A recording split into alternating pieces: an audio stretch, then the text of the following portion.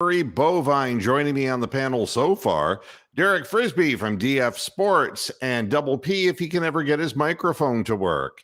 And I'll tell you, this is going to be a real simple program because this is the first program I've done, the first thing I've spoken about Deshaun Watson's suspension. But I really want to draw a clear picture. And today I am the judge, I am the jury, I am the arbiter, and I am ruling on what's in front of me. And that is, how large of a clown show is the NFL? And this is going to be the most damning program that I can think of. I want to point out to everybody, I am a fan of the Cleveland Browns. I'm not a fan of the NFL or the owners. I do not like the behavior that exists within the game. I've been a fan since I was a kid, and I continue to follow the team that I grew up with. The things that piss me off more than anything are these extremist fans, and they're the same people with extremist political views, and they're assholes. And the league is 32 of them. I want to start out with the what everybody knows now, 11 games, $5 million after settlement between the NFL and the NFLPA. And as far as the punishment is concerned, I really don't care. I stopped caring a long time ago. It's what it is. It's what the NFL and the NFLPA agreed upon. And there are no innocent parties in this entire story. So I'm not going to defend people who are guilty by nature. But I will take extremists apart. And I want to warn people in this country that the extremists who are taking over in this country will make this country the worst place you could possibly live, because they do every other place. And I'll be talking about how extremism fits into this entire argument, not politically, but within the entire texture of the NFL and the way it's run.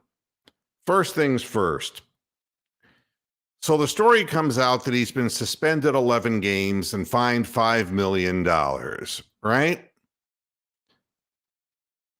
The NFL couldn't even get that right. Not the punishment itself, but the way that it was publicized. The NFL blew it. They're inept. They're incompetent. They accidentally early publicized the suspension and the result without telling their mouthpieces, the Mike Florios of the world, all of the people who've been talking shit all this time supporting the NFL, who are on their payroll, never got the message. What did they do? They fucked up, because they fuck everything up. The whole thing was released by accident. They confirmed, the NFL has, that the news came from the accidentally premature release of the information on the league communications portal. Now, even Deshaun Watson didn't experience premature release, but the NFL did. Quote from the NFL: "An issue arose during the preparation of the release that was to be published on and distributed via NFLcommunications.com. We have taken steps to ensure this does not ever happen again."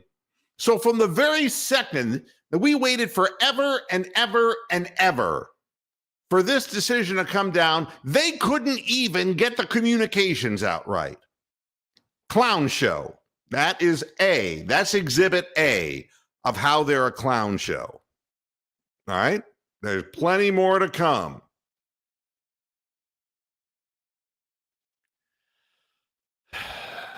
Oh, I should go over, and I'm sure you're looking this up. And if you haven't looked it up, I mean, he's got to get counseling, Deshaun Watson. He has to vacate the campus in Berea on August 30th at 4 p.m. On October 10th, following week 5 of the season against the Chargers, Watson could return to Berea for limited team activities, which just means meetings and lifting, and to get reacclimated. The rule borrowed from the NFL's substance abuse policy is that he can return halfway through his suspension, and the policy favors the player, so it's after 5 games. November 14th is your next date. Watson may begin practicing with the Browns for the last 2 weeks of his suspension. It's the day after the Browns play at Miami.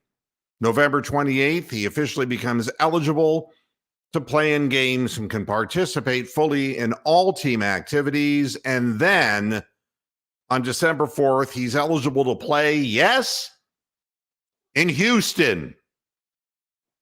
Clown Show Exhibit B. On one hand, you're just stunned at the behavior of Deshaun Watson. But on the other hand, you have no problem setting up the punishment so that you'll get a big audience for a Houston-Cleveland game.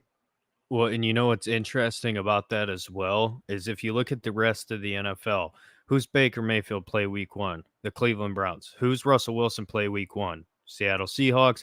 And now who did Deshaun Watson play in his first game back? You're throwing him to the Wolves in Houston to play the Texans. It's like I said this last night on Twitter. The Browns have got to be undeniable this year. If you're going to be successful at all, you got to go out and take it, because the NFL wants nothing more than the Cleveland Browns to come out and just fall flat on their face. And then whenever Deshaun does return against the Texans, they want that to be a bloodbath. They want that to be a game where the Texans come out and they embarrass Deshaun because the crowd gets to him. Listen, there's a saying that any attention is good attention, right? And the NFL, there's a lot of very good matchups that week, but guess where everybody's going to be looking? They're going to be watching that Texans-Browns game to see what that crowd does, see if he falls flat on his face. I mean, the NFL clearly did this to pop ratings, and they clearly did this to take advantage of that and the money. It's ridiculous. Oh, but there's more. In the aftermath, every time something happens, one of these fucked up women who are the 24 has to show their face somewhere. And sure enough, as soon as the punishment came down, the lone remaining plaintiff explains that she won't settle because he's shown no remorse. Let me just, and this is where extremism comes into the issue. This woman is a sick woman. As sick as Deshaun Watson is, she is sick. And let me explain why I'm saying this. She went in front of the Daily Beast. You know, there's nothing better than a real credible news source like the Daily Beast, don't you think? I am the lone holdout. Let me explain why. She described Watson as a predator with power. This is extremism talk. That's why a lot of these far right-wing people are onto this, because it's all extremism. They use words and they twist the meanings of words so that they don't mean anything anymore. Like the word assault, which has a goddamn definition.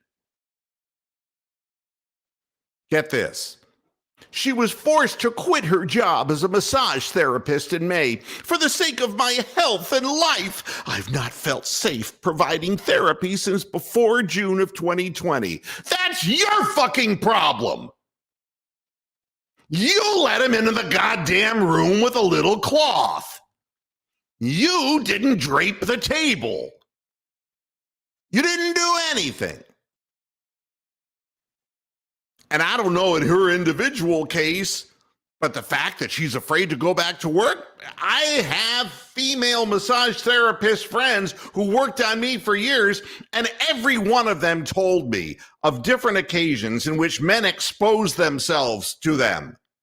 And it's crappy, it's shitty. And you know what happened to the men? They got thrown out on their ass.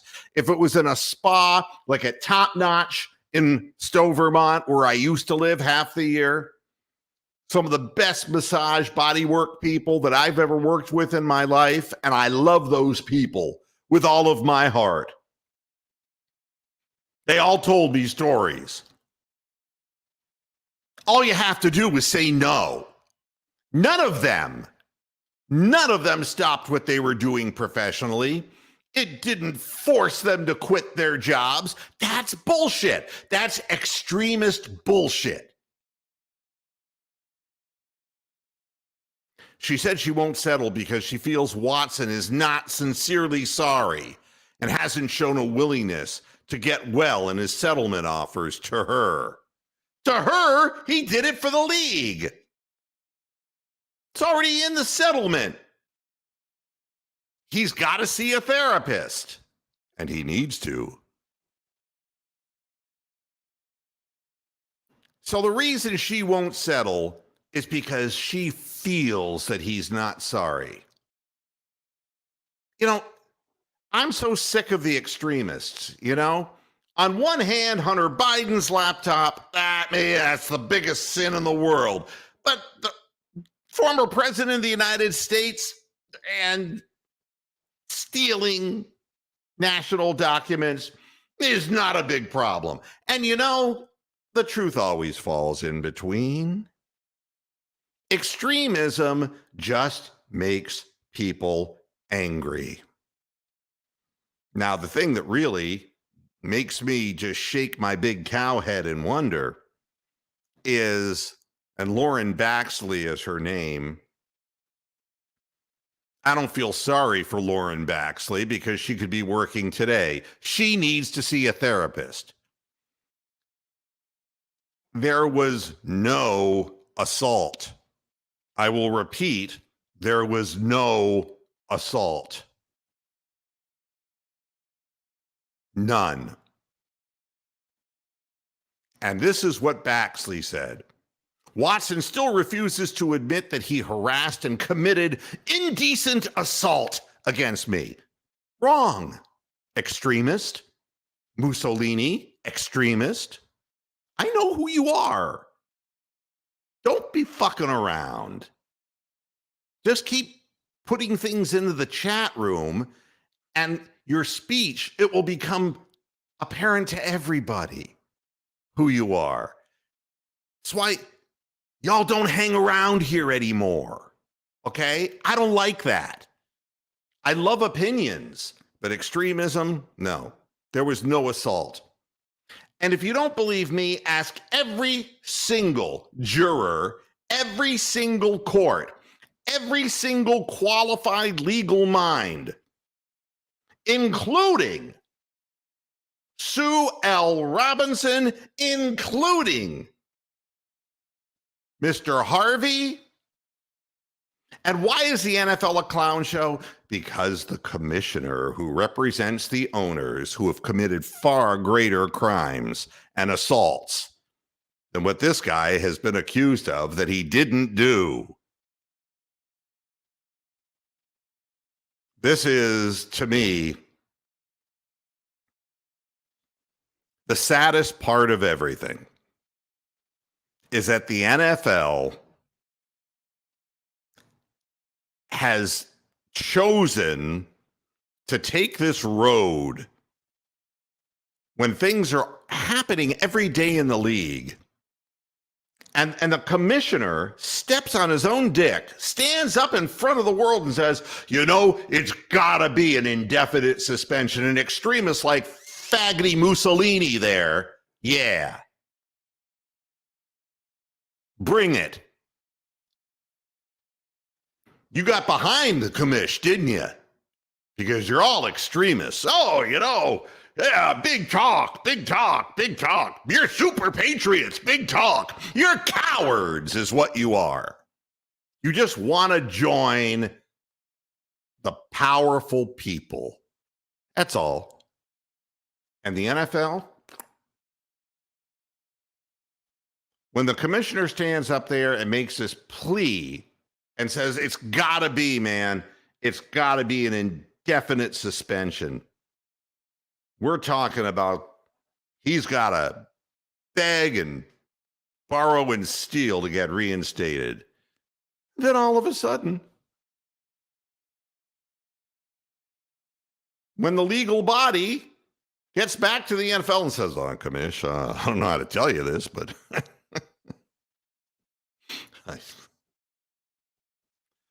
there's no grounds for that.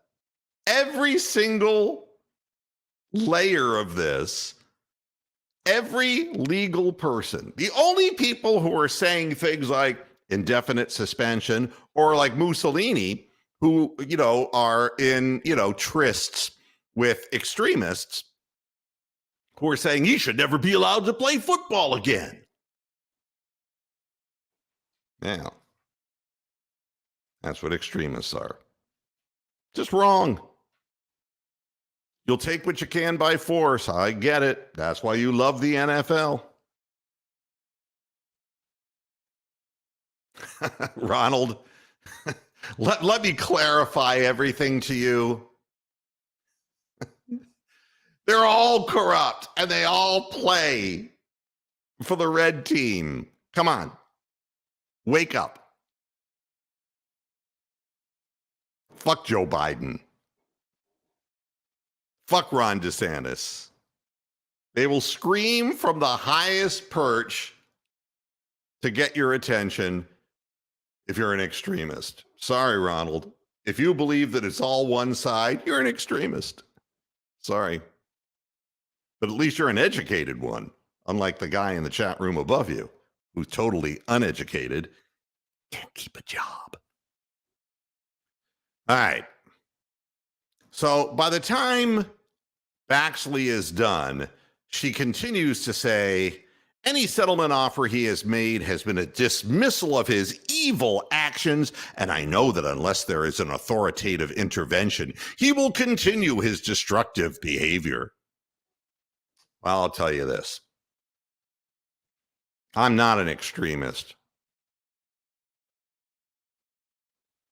He's a sick guy. He's got a problem. He really does. Deshaun Watson has to get his head screwed on straight.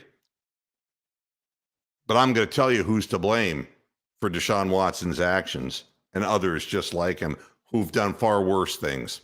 I mean, you know that Ray Rice did something far worse. You know that. You know that Kareem Hunt did something far worse.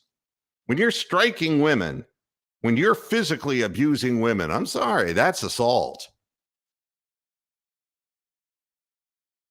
That's assault. Not what Deshaun Watson did. What Deshaun Watson did is a misguided, sick thing, thinking that everybody would love to have sex with him because he is a celebrity. And every level that he's played at, he's been treated like a god. But let me tell you something about assault. And here we go back to the NFL. Tonight, I'm going to have the pleasure of watching Mussolini's favorite team, the Panthers, as they move on. And I really know who you are. The Panthers, as they play the Patriots. And it's like, oh, we get an opportunity to see Baker Mayfield. Not so fast, Derek. What did you hear? Hold on. Sorry, I was multitasking. I heard, I can't remember where, but I heard that Baker or Sam Darnold, neither of them are playing, which, hey, listen, for Matt Corral, I like that kid a lot. This is a really good opportunity for him. PJ Walker's a talented young kid. Well, not even that young, but PJ Walker's talented. So, but it's definitely interesting because they've said that Baker has already won the starting job. But neither Baker or Darnold are supposed to play. I don't know. I just thought it was kind of weird. Well, I'll tell you why they're not playing. Because Coach Wilson, nice to see you in the chat room.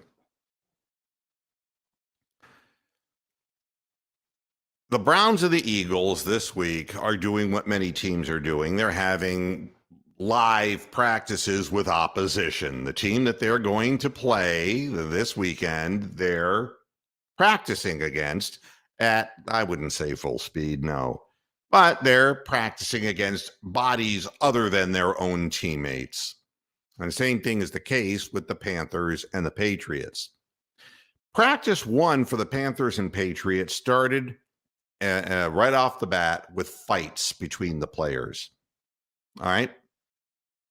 Bad fights. So you say, well, that can happen. It happens in practices. But the next day on Wednesday, it kept right on going. While punches were thrown during the Tuesday practice, a brawl occurred by the stands in the final joint practice on Wednesday.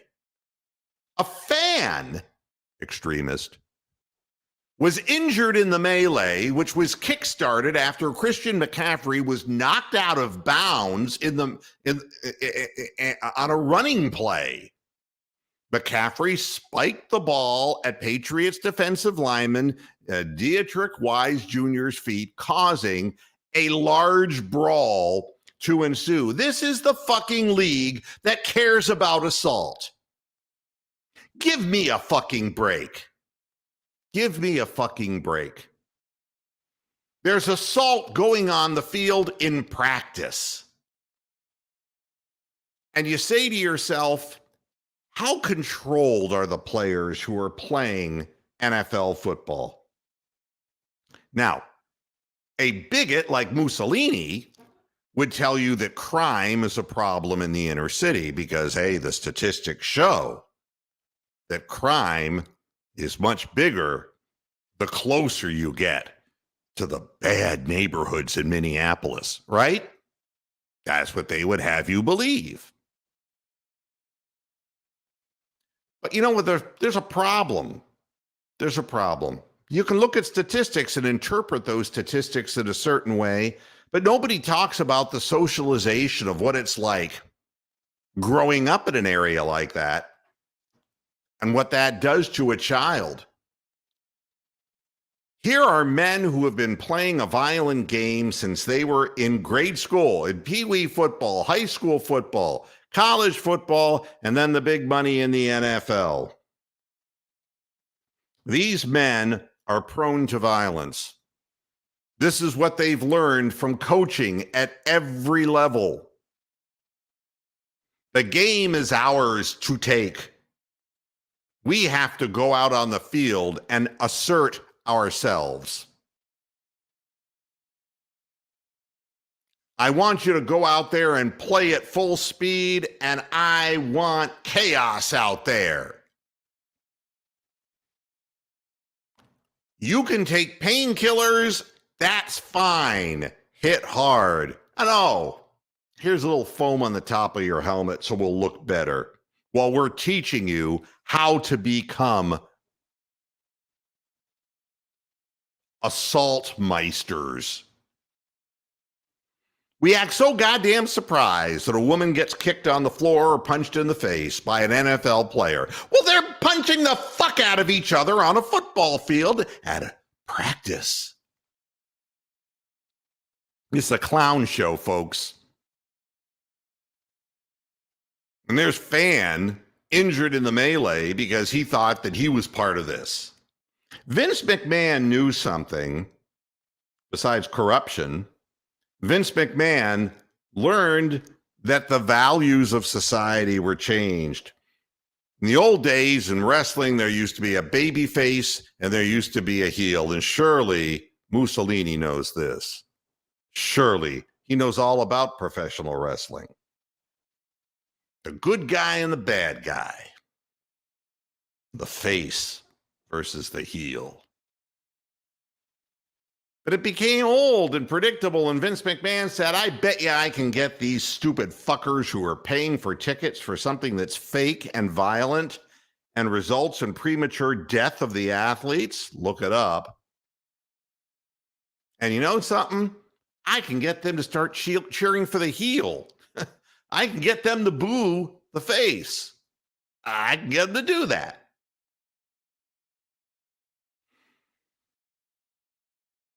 And that's where we are now. We got to choose sides. You know, Baker's a good guy and Deshaun's a rapist. Right, Mussolini? Right? It's all bullshit. You're being manipulated.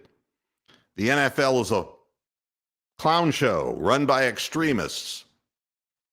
And the extremism they want is as violent and angry a game as they can create so that their ratings go through the roof so they can get $3 billion for the right to show the games, for the streaming rights, and get as many big multinational companies, billion dollar companies to bid it up to $3 billion so that you will pay, instead of for NFL Sunday ticket $300, it'll go up to $400, and it will all be passed along to you, you stupid extremists.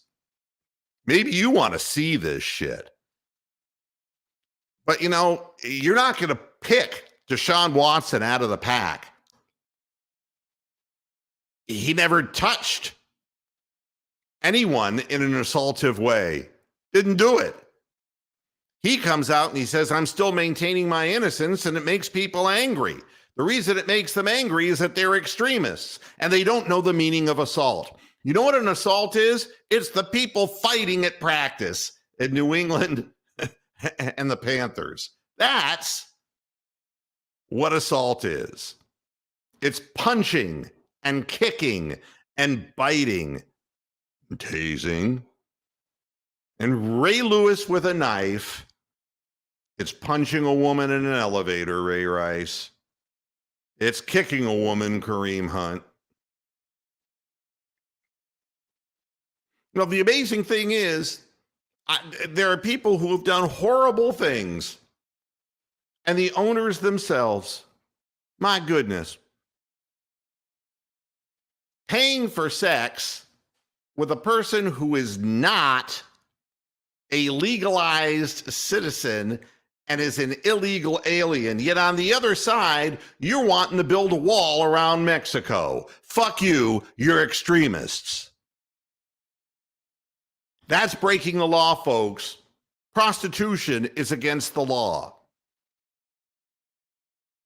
And you say to yourself, well, you know, Bob Kraft went in and got himself a hand job. You know, and it just so happened they were videoing the thing, and he really didn't do anything wrong because it was consensual.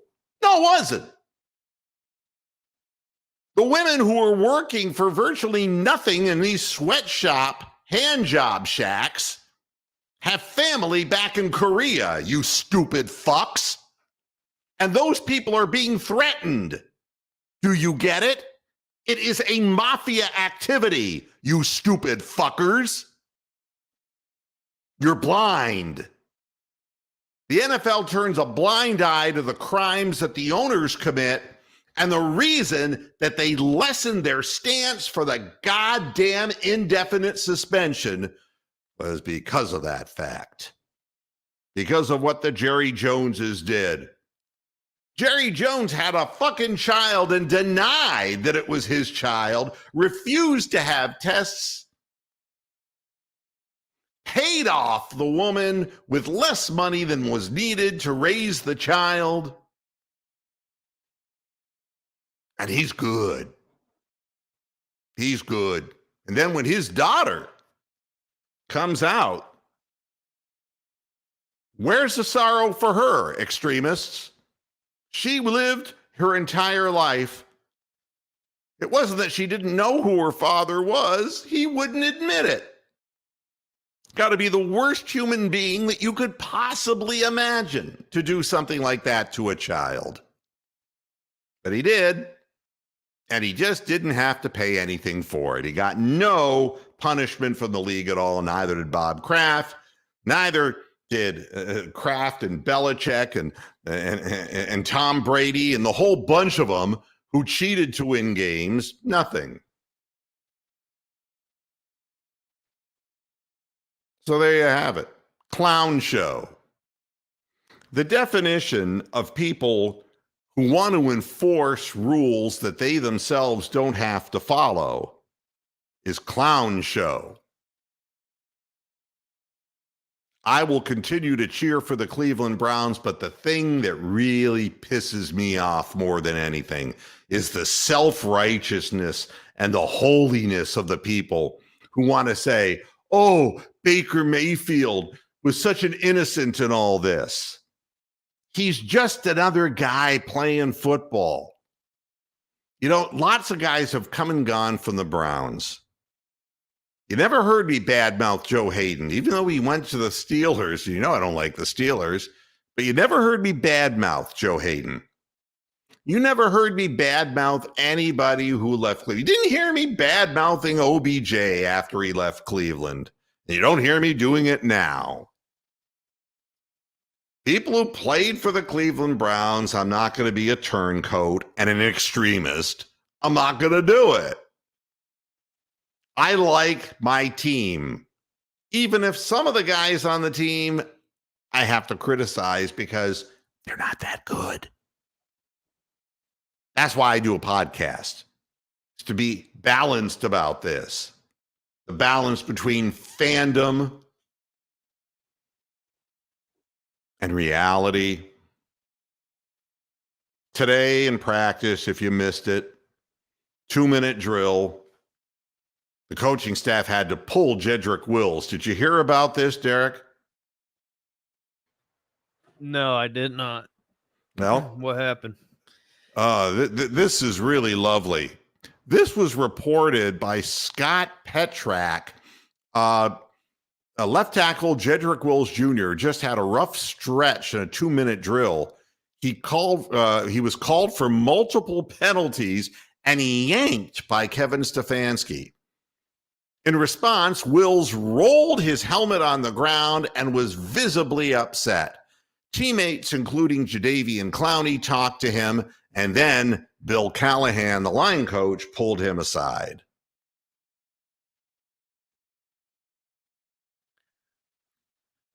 Fat and lazy is no way to go through life, son. Jedrick Wills Jr. is not the guy we wanted him to be. He doesn't have self-discipline. He's one of my guys. I cheer for the Browns, but you know something? There's no room. There's no excuse for somebody who's not improving their craft. If this is what you choose to do for a living, you should at least try to be the best at it that you can be.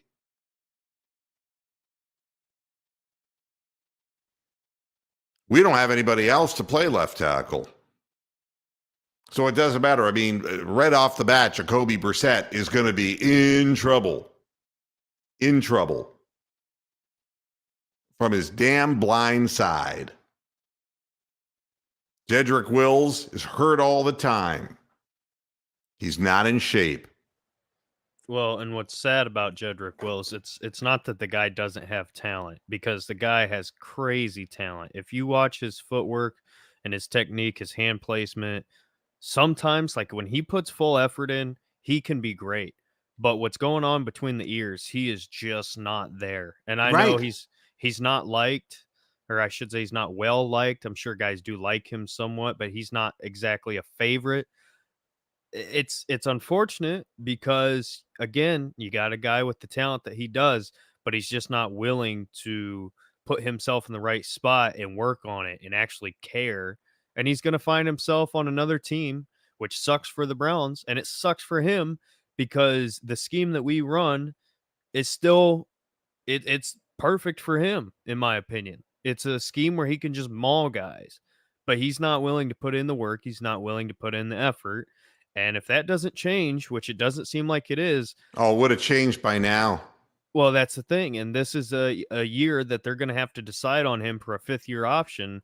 I don't see it. I'm just saying. The team, when a coach pulls you out because you're getting multiple penalties called in a damn 2-minute drill, then your head is not there. Where his head is, I have no idea. Jason Arrington, Michael Vick killed dogs.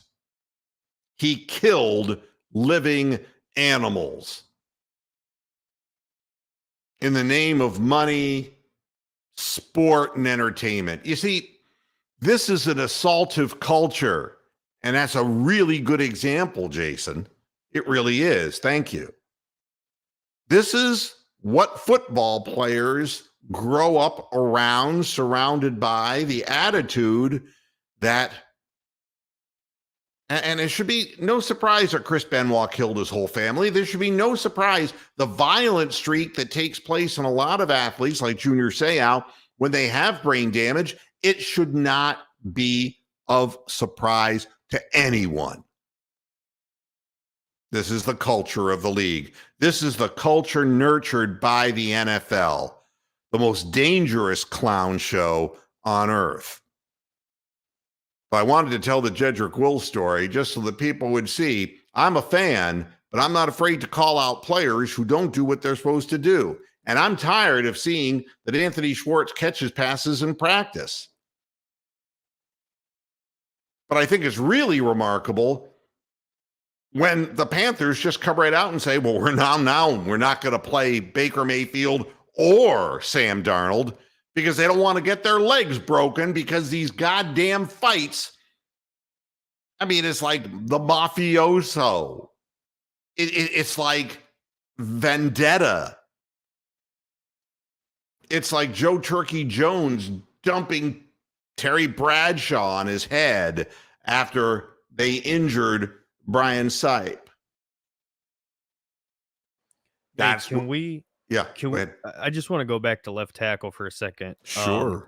I totally forgot to mention this. So I said that the Browns are going to have to decide on Wills on that 5th year, right? And we know the Browns don't have a first-round pick. So obviously our first pick is going to be in the 2nd round. Where that's at, that's TBD. Nobody knows at this point. We're just guessing.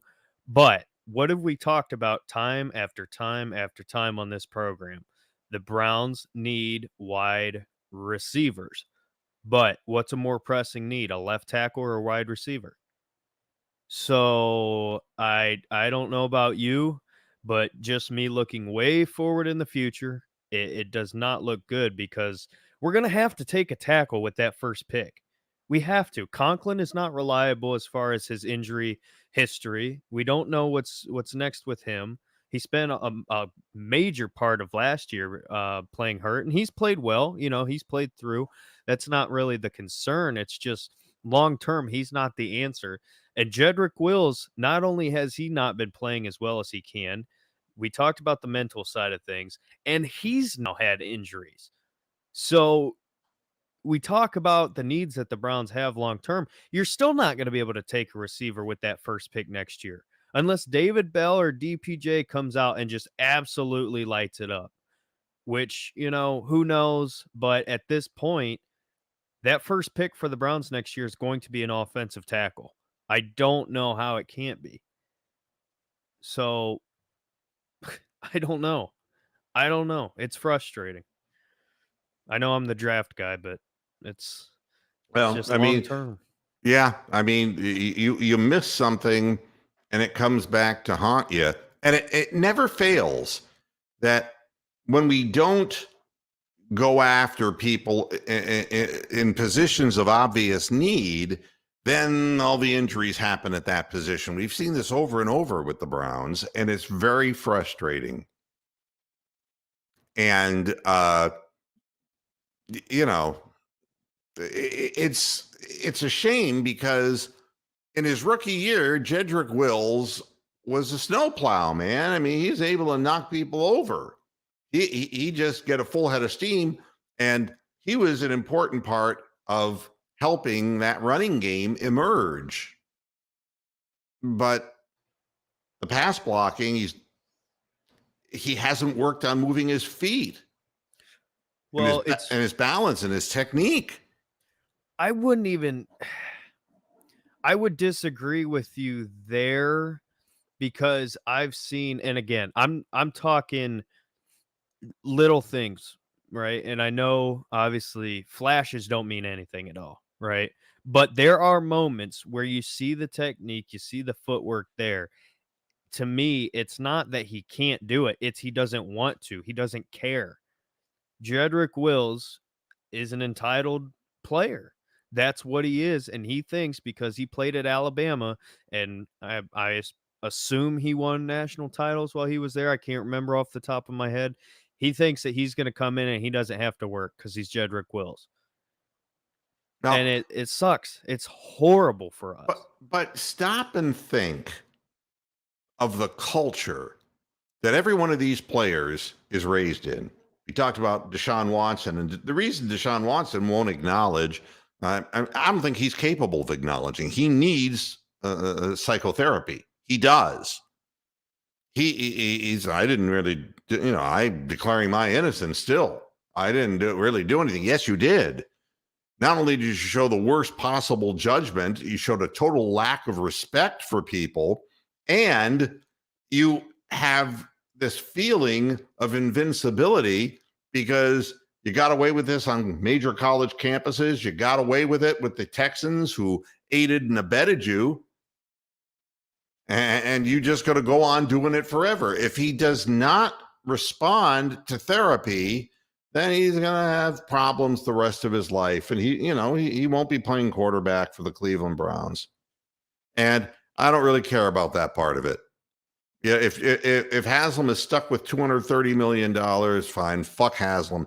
Because the word entitled is such a relative thing.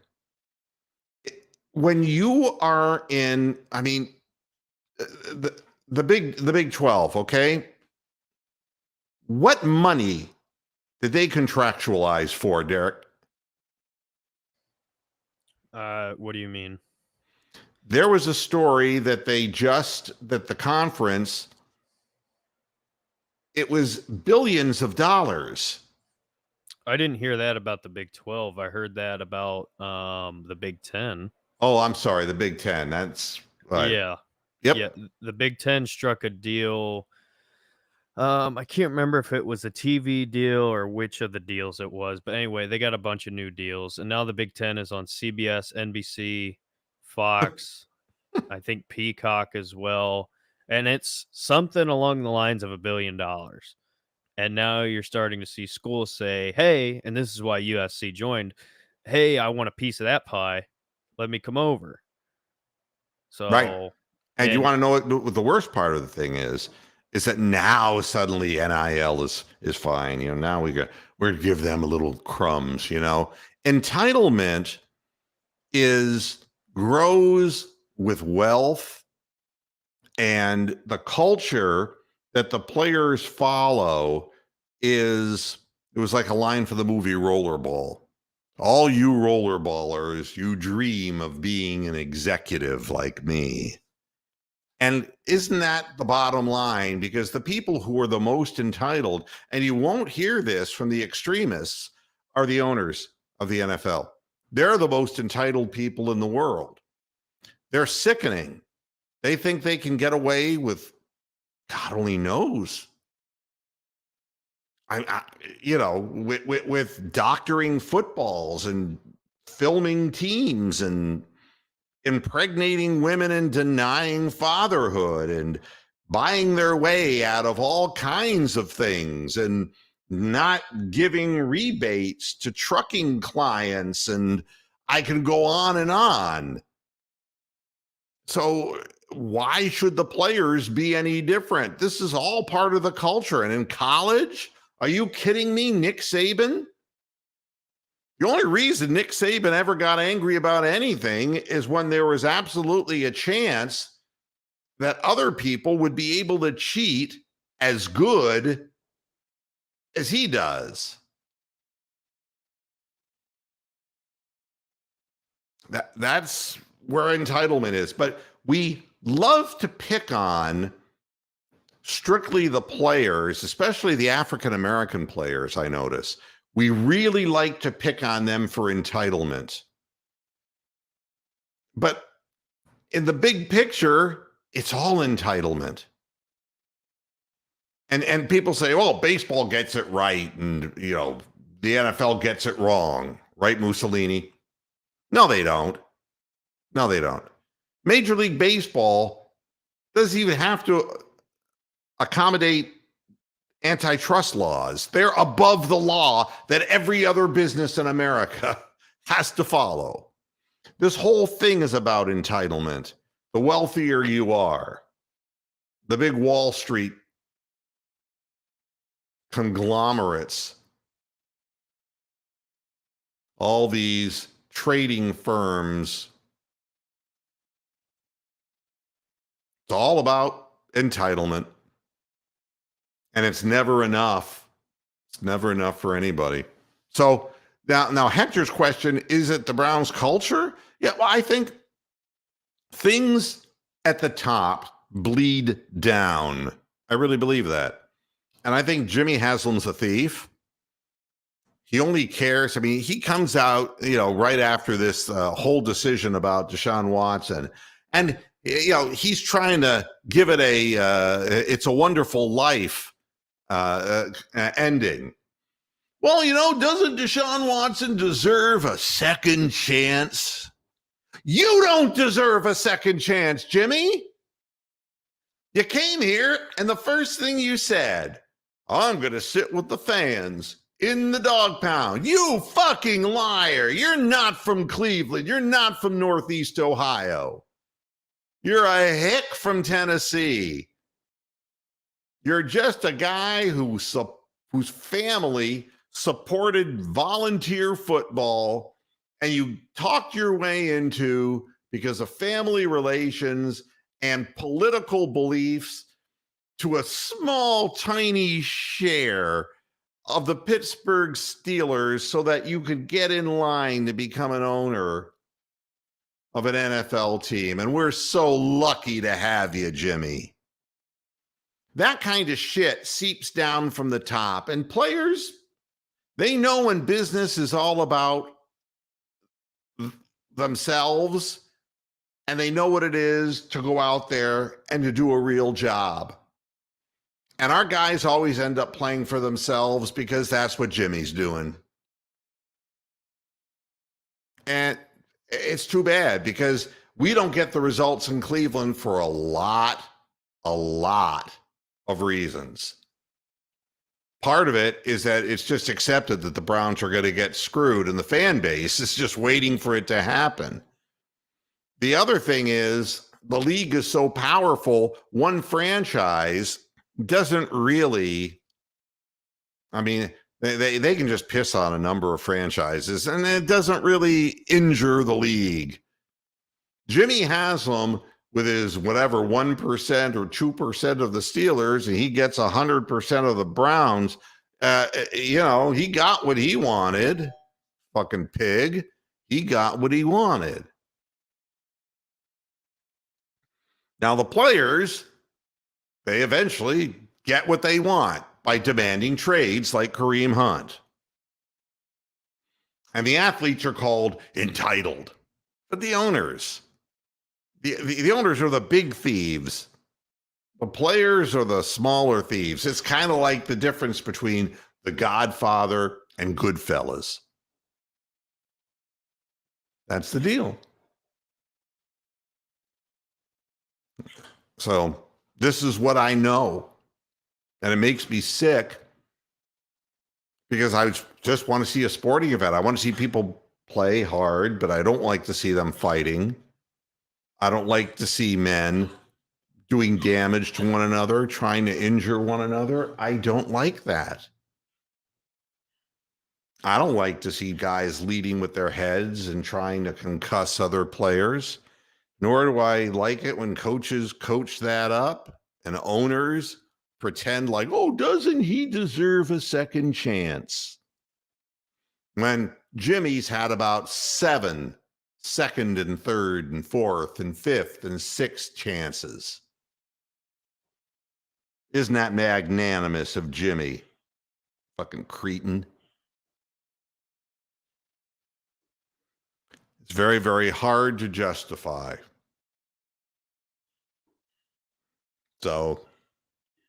but I have loyalty to the players who play the game hard and play the game right. Because in every generation, I can look back at Ozzie Newsome, I could look at Joe Thomas. I can look at the men who played with pride, the Dave Logans, the Brian Sipes, the Bernie Kosars, who played to win. And how Ernest Biner was bad-mouthed because of a lousy fumble when he gave his heart and almost single-handedly won that game in Denver, or in Cleveland. Was it in Denver? I've forgotten now. Probably was in Denver. Field goal wasn't good either.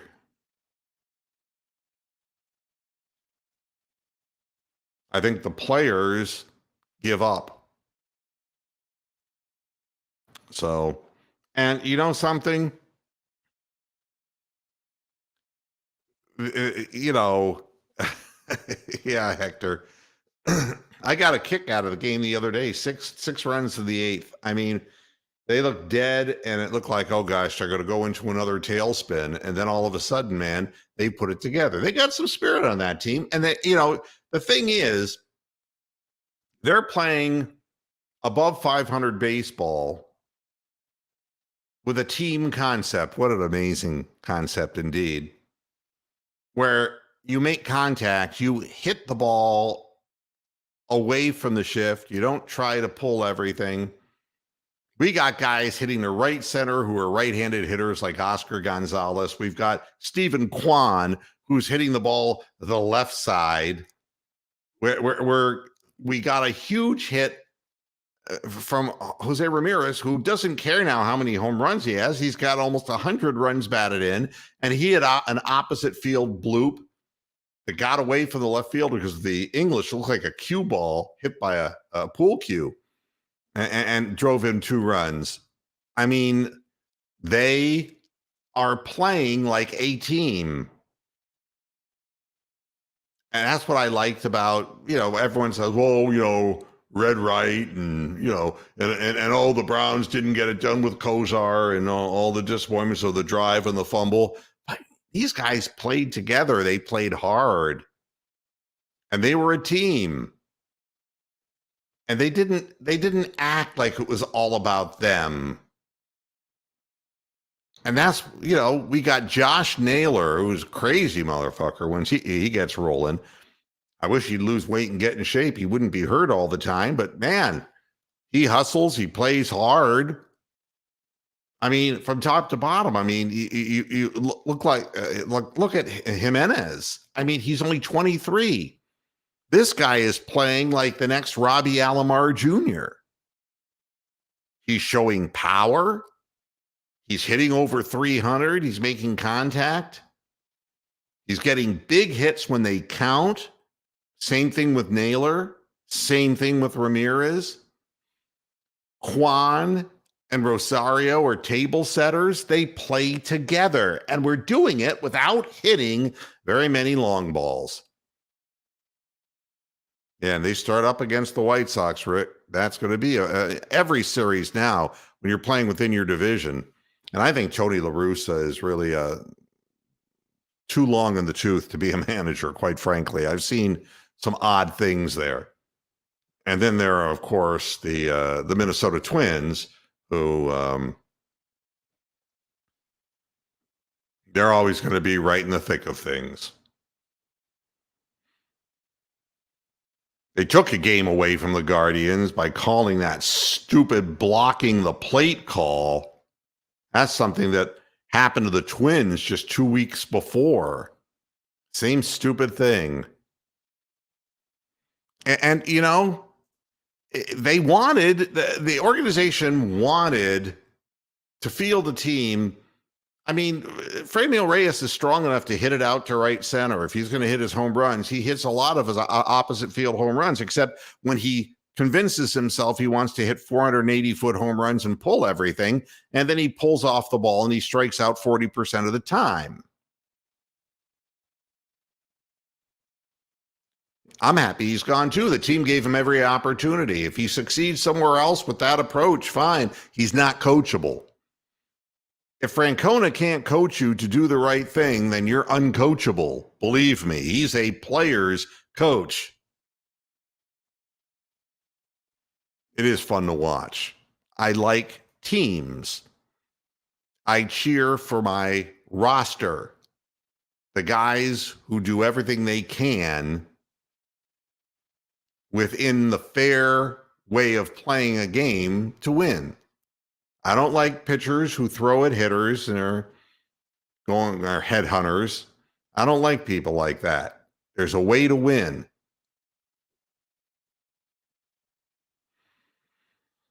All right. What do you have as a final thing to say, Derek? Like I told you earlier, I think before we started, I will be at the game Sunday. So That's cool. hopefully it's a good game. I'd like to see Brissett get a couple snaps. I know he's going to be the starter for 11 games, and they're going to want to keep him clean, keep him healthy. And they've said he's going to play in the third game. But now that it's kind of official, which, by the way, I'm just glad the whole thing's over. I know everybody's got multiple different opinions. I don't care. I'm glad it's done. It's just done with, yes. We're not going to agree. We're not going to agree with any of this.